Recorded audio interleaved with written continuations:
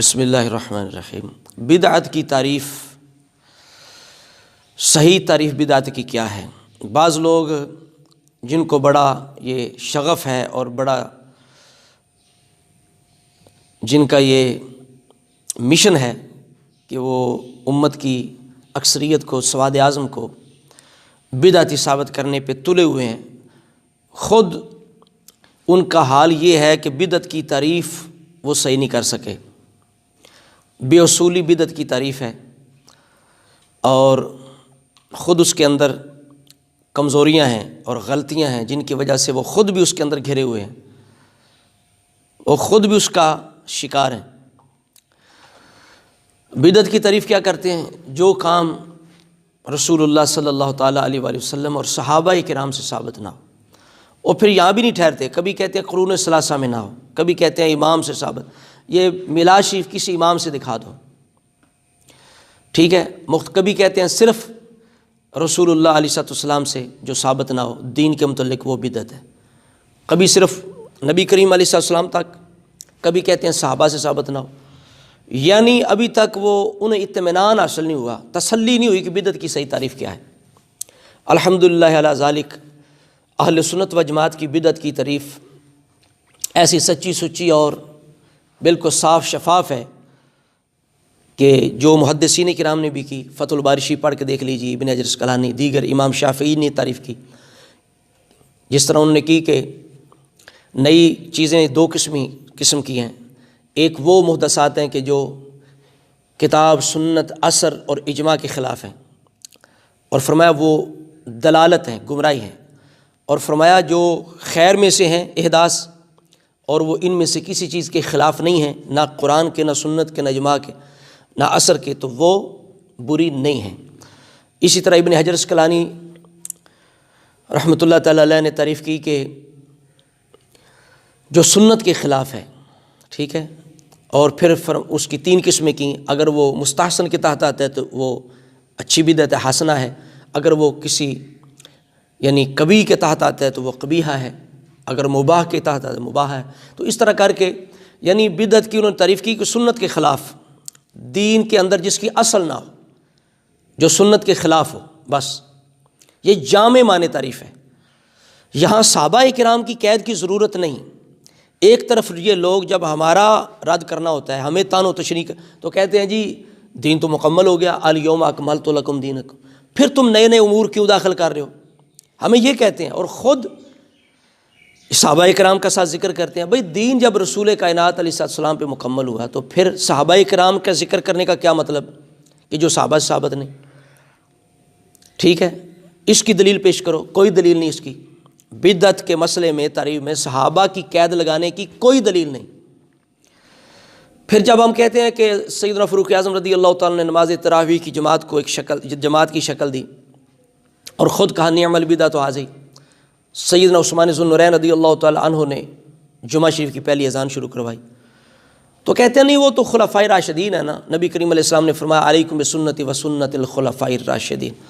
بھئی خلفائے راشدین ہیں تو کیا ان کے لیے دین کے اندر اضافہ کرنے کی اجازت ہے؟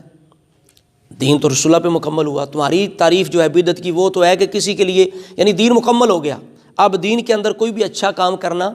غلط ہے، کل بدعت دلالہ تمہاری دلیل ہے، تو کل بدعت دلالہ سے یہ خلفائے راشدین خارج ہیں، صحابہ کرام خارج ہیں؟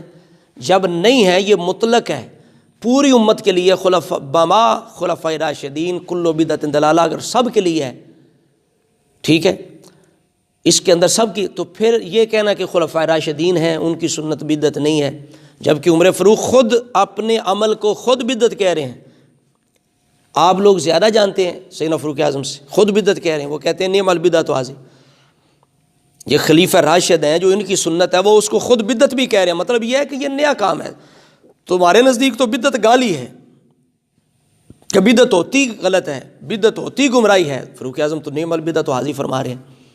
تو اس وجہ سے کر کے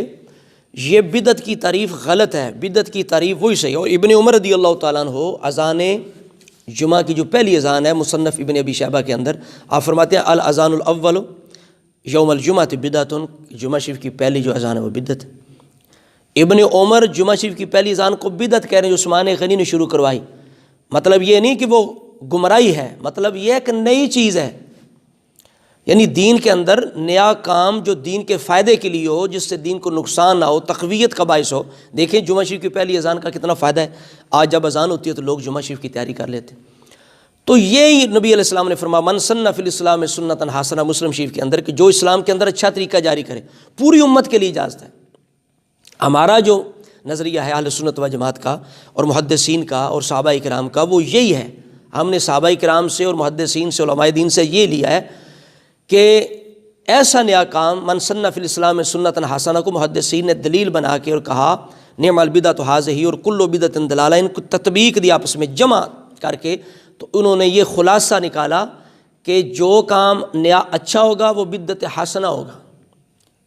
اور جو نیا کام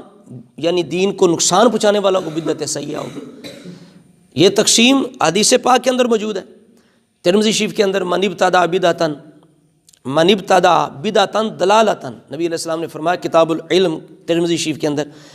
کہ جس نے بدعت ایجاد کی، کیسی بدعۃ ضلالۃ، نبی علیہ السلام نے پھر دلالت کی قید لگائی الگ بدعت کو ذکر کر کے۔